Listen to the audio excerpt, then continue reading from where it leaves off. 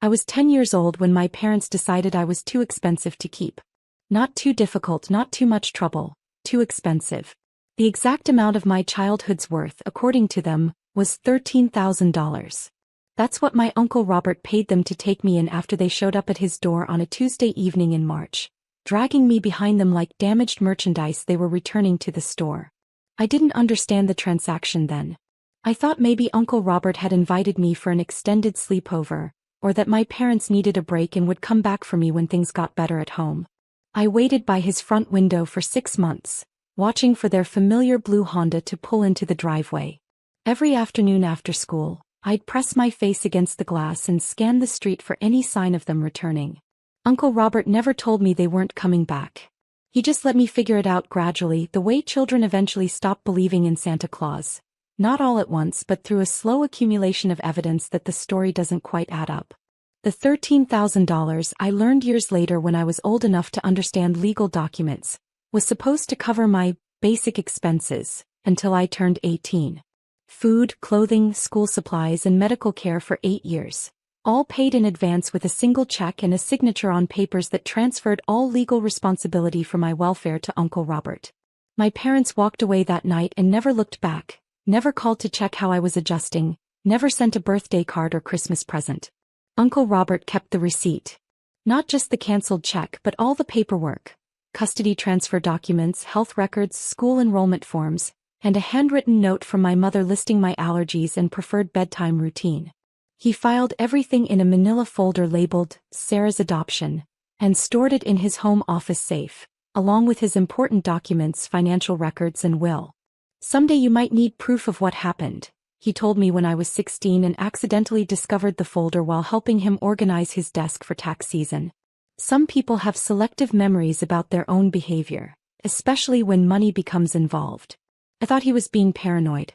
I couldn't imagine why I'd ever need evidence of my parents abandoning me. Who would I need to convince? What would I need to prove? The abandonment was a painful fact of my life, not a legal case requiring documentation.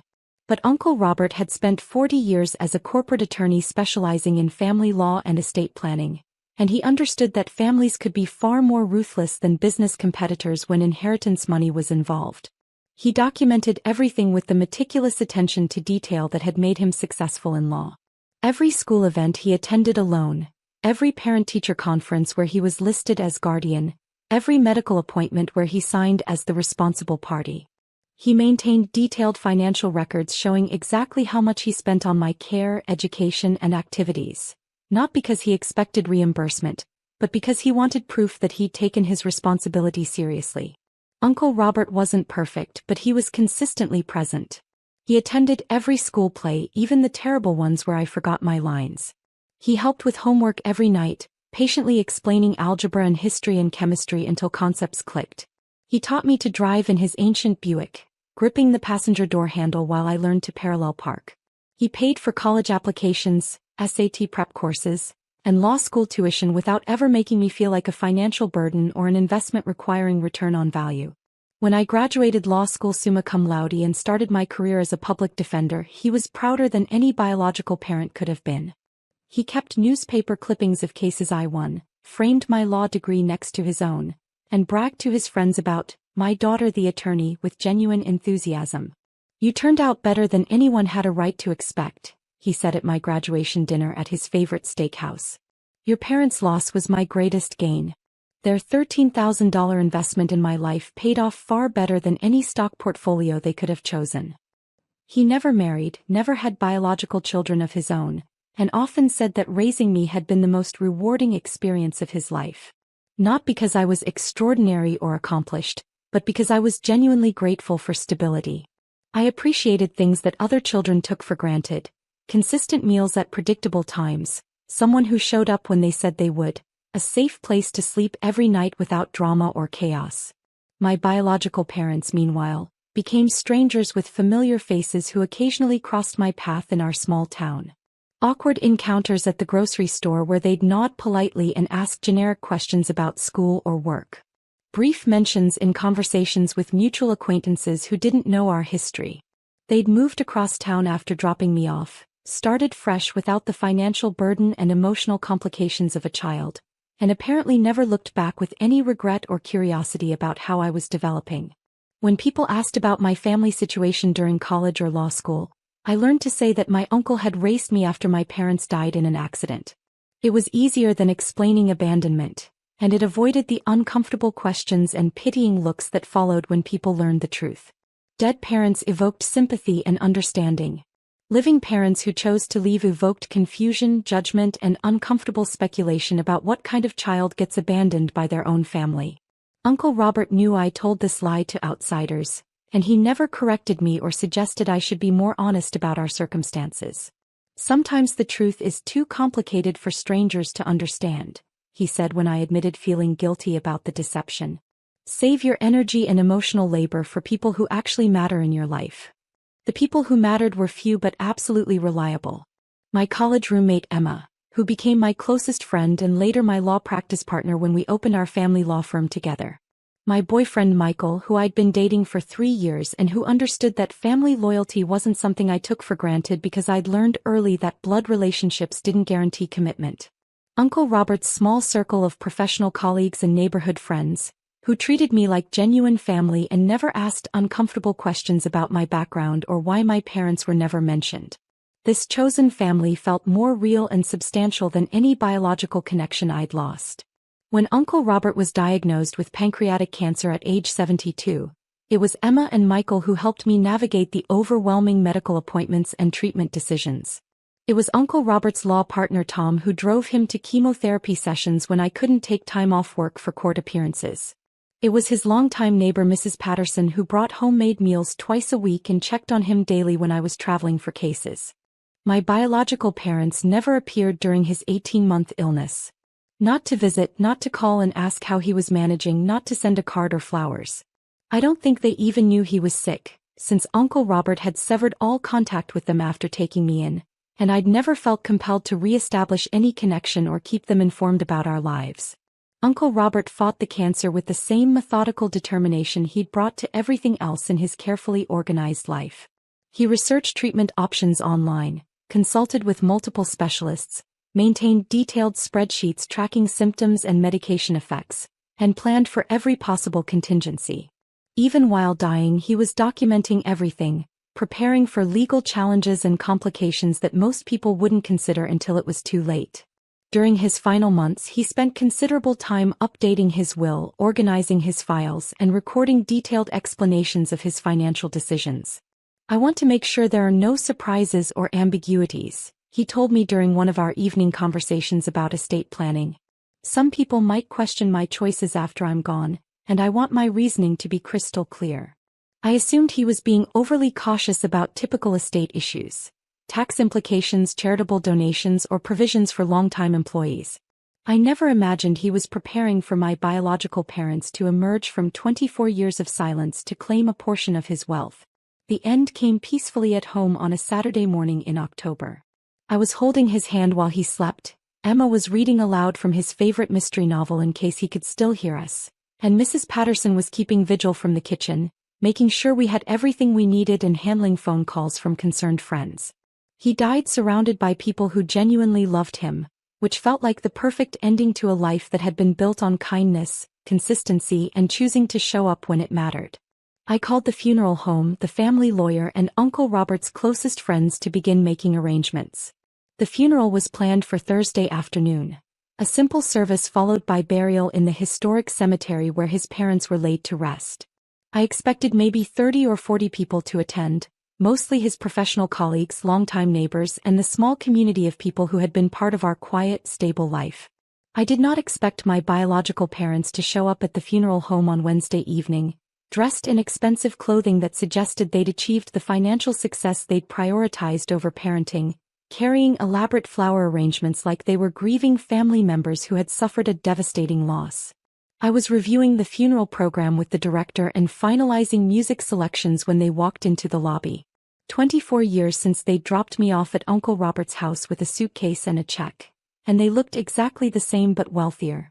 Designer clothes with current season styling, professional manicures and styled hair, the kind of confident posture that comes from financial security and social status. "Sarah," my mother said, approaching me with arms extended like she expected a hug, as if we'd maintained a relationship that would make physical affection normal. We're so sorry for your loss. Robert was such a wonderful man, and we know how much he meant to you. I stood frozen in the funeral home lobby, unable to process their presence or understand why they were there. What are you doing here? He was family, my father said, his voice carrying the tone of someone explaining something obvious to a confused child. We're here to pay our respects and support you during this difficult time. That's what family members do for each other. The audacity was breathtaking. 24 years of complete absence, zero contact, no birthday calls or holiday cards or graduation congratulations, and now they wanted to claim family status at Uncle Robert's funeral. You sold me to him for $13,000, I said quietly, aware that the funeral director was pretending not to listen while clearly absorbing every word of this unexpected family drama. That's not how we remember it, my mother replied smoothly, her voice carrying the practiced quality of someone who'd rehearsed this conversation. We made a difficult decision during a challenging financial period to ensure you had the best possible care with someone who could provide for you properly. Robert was family, and it made sense for family to help family. You never visited. You never called. You never sent a birthday card in 24 years. We thought it was better for everyone if we gave you space to adjust to your new living situation, Dad said with the same rehearsed tone. Robert agreed that a clean break would be easier for you emotionally, and we respected his judgment about what was best for your development.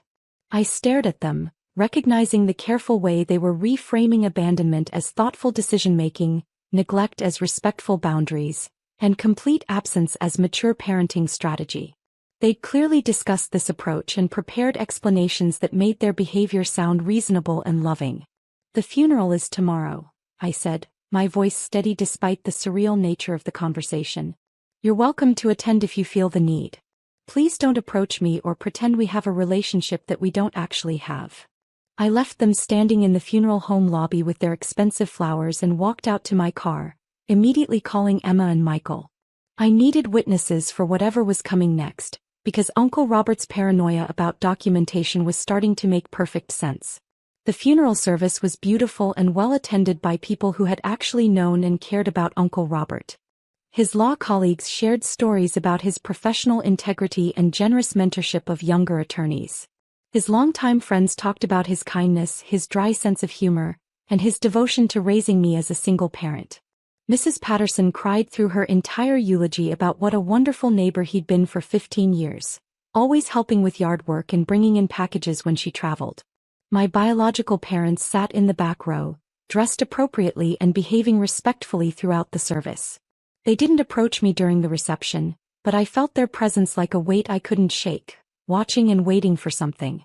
After the burial, they lingered near the gravesite until most people had left, then approached me with the same confident demeanor they displayed at the funeral home. We'd like to talk about Robert's estate, my father said without preamble or any pretense of grief. We should probably discuss family assets and how to handle the inheritance situation appropriately. What inheritance? I asked, though the question was becoming rhetorical as their intentions clarified. Don't be naive, Sarah. Robert was a successful corporate attorney who never married and never had biological children of his own. His estate is substantial, and as his surviving family members, we have certain legal expectations about how it should be distributed according to state inheritance laws. I looked at them standing beside Uncle Robert's fresh grave, discussing money while dirt was still settling on his coffin and flowers were wilting in the October heat. I'm his family. You're strangers who showed up to his funeral uninvited. Blood is blood, my mother said, her voice taking on a harder edge. Robert was our brother. Legal family relationships matter in estate proceedings, regardless of personal feelings or recent history. We're not here to fight or cause problems, Dad added, though his tone suggested exactly the opposite. We just want to make sure everyone gets what they're legally entitled to. This should be handled fairly and according to proper inheritance procedures. I told them to contact the family lawyer if they had questions about the estate, then left with Emma and Michael who had witnessed the entire exchange. But their words haunted me through the evening and into a sleepless night. Legal relationships. Inheritance procedures. These weren't people expressing grief or offering emotional support during a difficult time. These were people positioning themselves for a financial transaction they'd been planning since learning about Uncle Robert's death. The will reading was scheduled for the following Tuesday at 10 a.m. in the downtown office of Uncle Robert's attorney, James Morrison. I arrived 15 minutes early, expecting a simple formality. Uncle Robert would have left everything to me, as the only person who'd been consistently present in his life for 24 years and the daughter he'd chosen to raise and support through law school. My biological parents arrived exactly on time, accompanied by their own attorney, a sharp-dressed woman carrying multiple briefcases and legal folders. They'd clearly spent the weekend preparing for this meeting, bringing documentation, prepared arguments, and what looked like a comprehensive legal strategy for challenging whatever they didn't like about Uncle Robert's final wishes. This wasn't a family gathering to honor a deceased relative's memory. This was a business meeting where they expected to negotiate their share of an inheritance. James Morrison, Uncle Robert's longtime attorney and friend, reviewed the will methodically, reading each provision aloud and explaining the legal implications with professional detachment. Uncle Robert's estate was worth exactly $18 million, accumulated through decades of successful legal practice representing corporate clients, wise real estate investments and careful financial planning that had grown his savings consistently over 40 years of work. The house I'd grown up in was valued at an additional $1.2 million, having appreciated significantly since he'd purchased it in the 1980s. His investment portfolio included stocks, bonds, retirement accounts, and a small commercial property he'd bought as a young attorney and rented to local businesses. Everything, the money, the house, the investments, the personal property, even his law library, was left to me. Not a percentage, not a portion, not with any conditions or restrictions that would allow challenges. Everything with a single paragraph explaining his decision in language that was both legally precise and emotionally clear. Sarah has been my daughter in every way that matters for 24 years. She deserves the security and opportunities that this inheritance can provide, and I trust her to use these resources wisely to build the life she chooses. My parents' attorney immediately objected before Mr. Morrison had finished reading.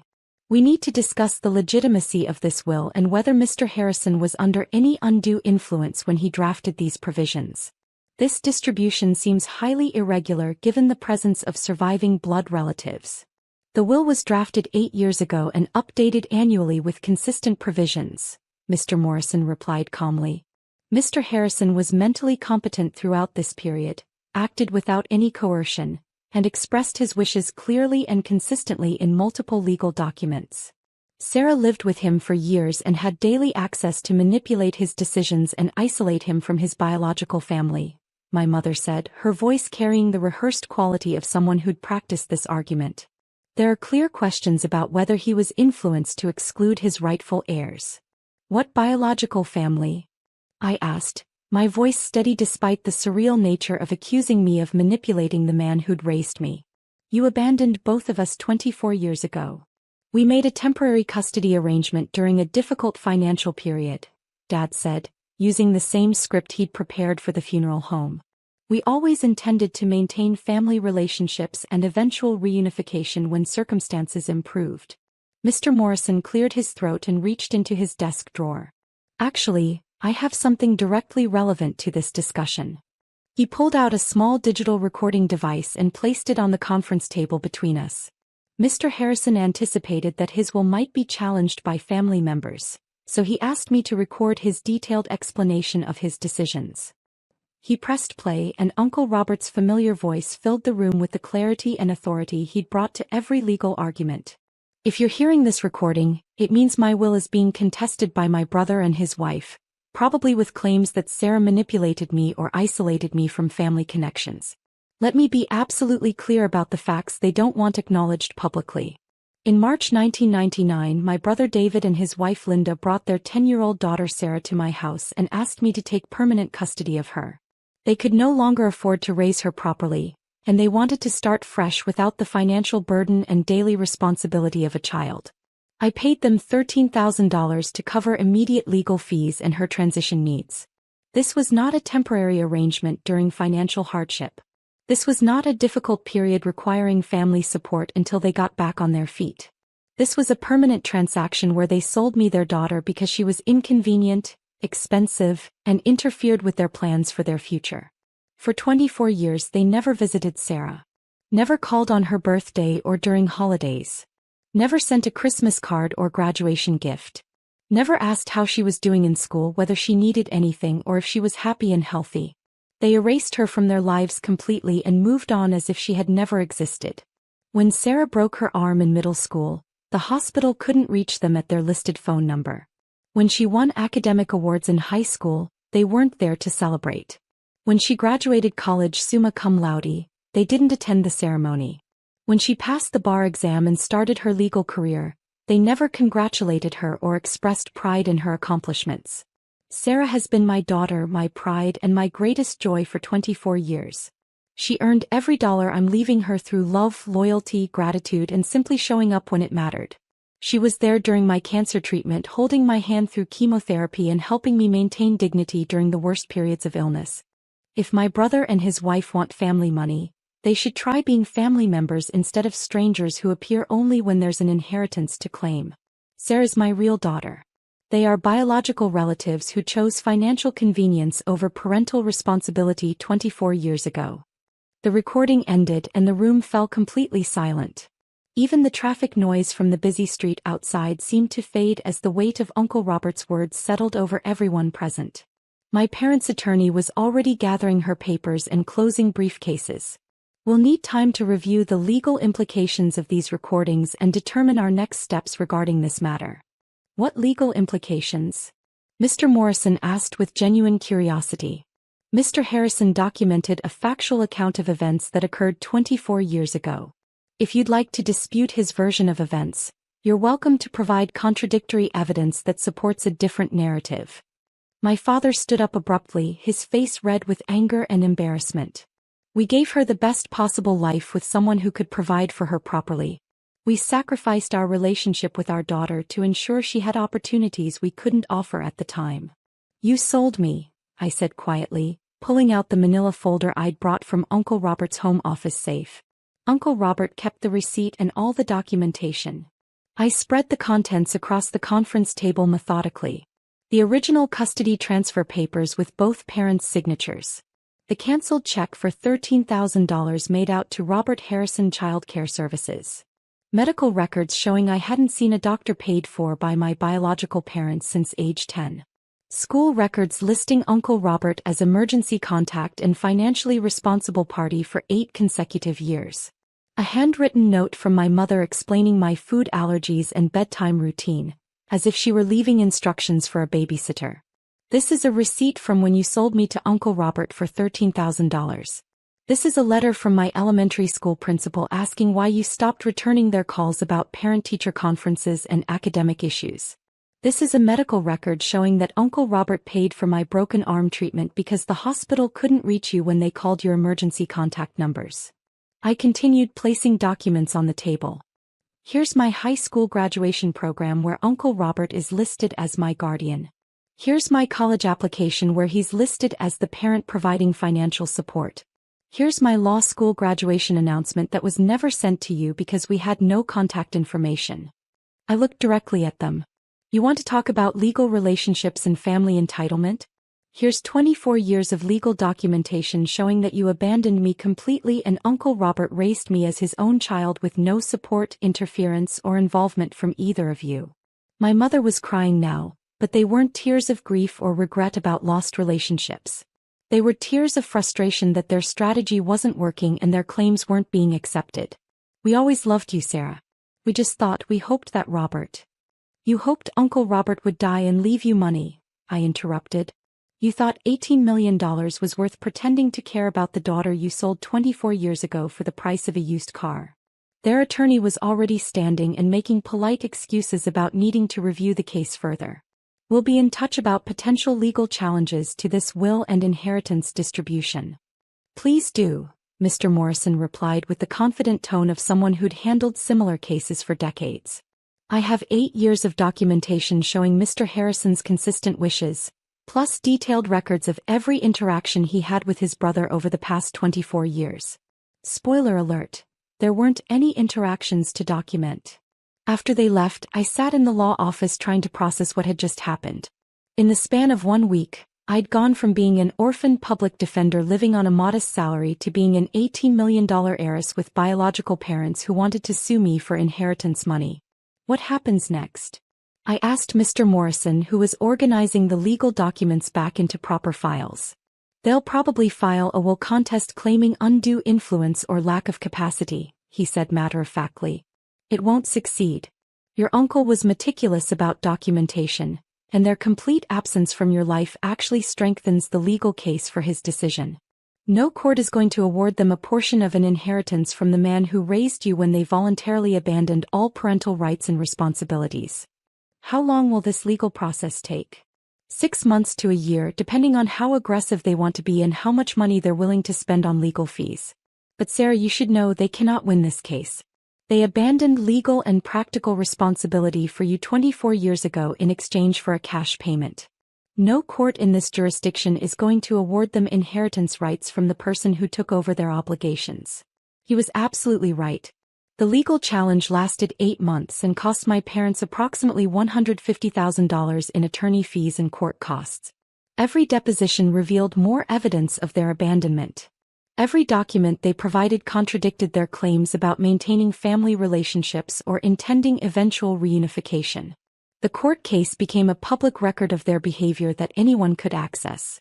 Testimony about the $13,000 payment for transferring custody. Evidence of 24 years of no contact with their daughter. Uncle Robert's recording explaining exactly why he'd chosen to leave everything to me instead of his biological relatives. Their attorney tried multiple strategies, claiming the will was invalid, arguing that I had manipulated Uncle Robert's decisions, suggesting that he lacked mental capacity during his final years. Each approach failed when confronted with documentation, medical records, and witness testimony about Uncle Robert's careful planning and consistent wishes. The judge dismissed their case with prejudice, meaning they couldn't file the same claims again. In her final ruling, she wrote, "The plaintiffs voluntarily relinquished all parental rights and responsibilities 24 years ago in exchange for monetary consideration. They cannot now claim family status for the purpose of inheritance when they abandoned both family relationships and family obligations decades ago for their own financial convenience. My parents had to pay my legal fees in addition to their own unsuccessful lawsuit costs. The total financial cost of their failed inheritance grab was approximately $275,000. Money they spent trying to claim an inheritance from a brother they'd ignored for 24 years while he raised their daughter. But the real cost was public exposure and social consequences. The case made local news because of the unusual circumstances and the large inheritance amount. Their friends, neighbors, colleagues, and professional associates learned that they'd sold their 10-year-old daughter and then tried to sue her for her inheritance 24 years later. I used a significant portion of Uncle Robert's money to establish a foundation providing legal assistance to children in custody disputes, adoption proceedings, and family situations where adults had prioritized financial gain over children's welfare. Every year, we help dozens of kids navigate family situations that adults have made unnecessarily complicated with greed, abandonment, or legal manipulation. The foundation also provides scholarships for children who've been raised by relatives or chosen family members, recognizing that some of the best parents are people who choose to love children rather than people who simply share DNA with them. My biological parents still live in the same town, but we move in completely different social and professional circles. I occasionally hear updates through mutual acquaintances. They've struggled financially since their lawsuit failed and the legal fees depleted their savings, lost some long-time friendships when the story became public knowledge, and apparently still complain privately about being cut out of Robert's will by a manipulative daughter who turned him against his own family. I've never reached out to them and they've never approached me again. The lawsuit was their final attempt to extract financial value from a relationship they'd abandoned decades ago. When that failed completely, they apparently decided I wasn't worth any further effort or attention. Emma sometimes asks if I feel guilty about having so much inherited wealth while my biological parents struggle with financial difficulties. The answer is no, and it's not difficult to explain why. Uncle Robert's inheritance wasn't a financial windfall or lucky accident. It was 24 years of love, stability, gratitude, and consistent presence converted into economic security. I earned every dollar by showing up when it mattered, staying committed when things were difficult, and choosing to build a life with people who valued relationships over financial transactions. My biological parents made their choice when I was 10 years old. They decided $13,000 was worth more than their daughter's presence in their lives. Uncle Robert made his choice when he took me in and raised me as his own child for 24 years. He decided that love, loyalty, and chosen family were worth $18 million. Both decisions were honored exactly as intended. My parents got their $13,000 and their freedom from parental responsibility and financial obligation. I got a father who showed up consistently and an inheritance that reflects 24 years of genuine family relationships built on mutual respect and affection. Some people might call this poetic justice or karmic revenge. I call it the natural consequence of treating family relationships like business transactions and prioritizing immediate financial gain over long-term human connections. If you sell your daughter because she's inconvenient and expensive, don't expect to inherit from her chosen father. If you abandon your brother for 24 years, don't expect to benefit from his estate planning. Uncle Robert understood that family is built through presence and choice, not biology and legal obligation. His inheritance plan reflected that understanding perfectly. The people who showed up for 24 years got financial security and recognition. The people who disappeared for 24 years got exactly what they'd chosen when they walked away. Nothing. I think that's exactly how he would have wanted this story to end, with his chosen daughter using his money to help other children navigate the complicated intersection of family relationships and legal systems, while the people who tried to exploit both relationships and legal loopholes got nothing but expensive legal bills and public embarrassment. Some legacies are built on bloodlines and traditional inheritance patterns. Some are built on accumulated wealth and property transfer. Uncle Robert's legacy was built on demonstrating that love doesn't always choose the obvious beneficiaries or follow conventional family structures. Sometimes love chooses the people who show up when showing up is difficult, who stay committed when staying is inconvenient, and who understand that family is something you build through daily choices rather than something you inherit through genetic accident. I'm proud to carry that legacy forward $18 million at a time, helping other children understand that their worth isn't determined by the people who choose to leave, but by the people who choose to stay.